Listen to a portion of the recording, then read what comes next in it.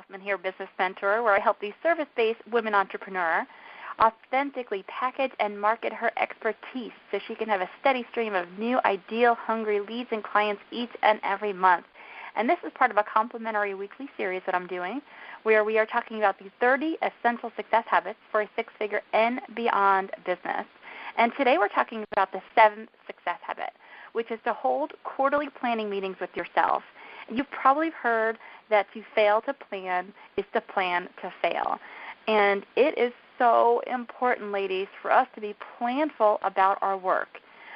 What most people are doing is they're being so reactive, right? 80% of their day is spent just to respond, right? To respond to emails, to be really reactive. That's not a great way to work. We want 80% of our working time to be driven by us, what we plan to do for the day, right? Of course, emergencies are going to come up. Yes, we're going to be responding to emails, but let's have 80% where we are in control and we are driving this ship.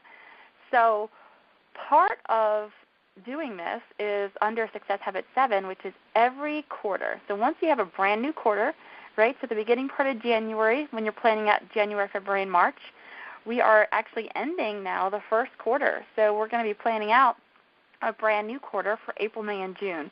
There's a couple of key things that I do as part of this quarterly planning meeting. My quarterly planning meeting will always be the first Monday of the new quarter. I block out that Monday. Actually, I block out every single Monday morning for my planning meetings. But if it's the first Monday in April, or when it's the first Monday in April, I am planning out April, May, and June. And one of the big things I do is, if you remember in Success Habit 1, where we created your year's success vision, where I encourage you to get crystal clear about where you're going to be in your business and in your life by the end of the year. What we're going to do when we map out each quarter is we're just going to get tactical. We're going to say, okay, in order to get there by the end of the year, I got to do some work, right? And what are the right strategic things for me to be working on? What should I do by when over the next 3 months? And it's really about closing the gap. I mean, at the beginning of the year, I see myself at the beginning part of the bridge, and by the end of the year, I want to get to the end of the bridge.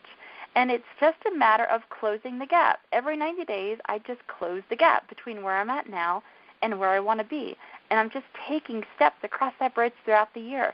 Sometimes they're imperfect steps, but that's okay. My feet are pointing in the right direction. I know I'm again the one that's steering that ship, and I know where I'm going. So part of your year success vision, Success Habit 1, is figuring out where are you going. Your 90-day planning, your 90-day goals is figuring out, well, how do I get there? What am I committing to do? What, by when, am I committing to do over the next 3 months? Now, I always like to ask myself these 3 questions when I'm figuring out which goals to create for myself. First, I'll ask, is there anything that's been nagging at me? Maybe any sort of unfinished loops, unfinished business. You may be thinking, oh, gosh, I still haven't gotten my website up, or I still haven't gotten my e-newsletter out to my, keep in touch strategy. If there's anything been nagging at me, I jot that down. This is just brainstorming at this point. The second thing is I look at my sales and marketing funnel, and I want to see where it might be clogged or non-existent. Now, I have all of my sales and marketing funnel up and running, right? I have a very strong marketing plan that I do consistently.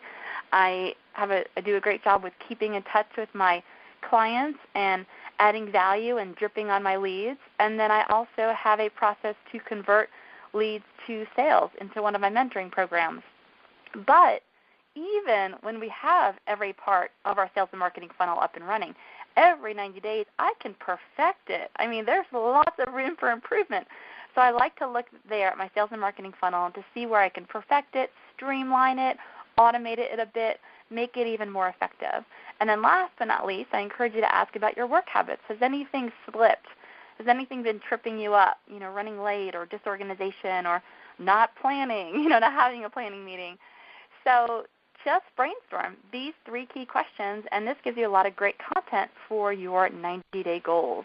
So that is success habit number 7. And if you're not doing it, I encourage you to do it today. You're breaking down your year success vision, which is where you want to go, by just thinking through how might I get there. It doesn't need to be a perfect plan.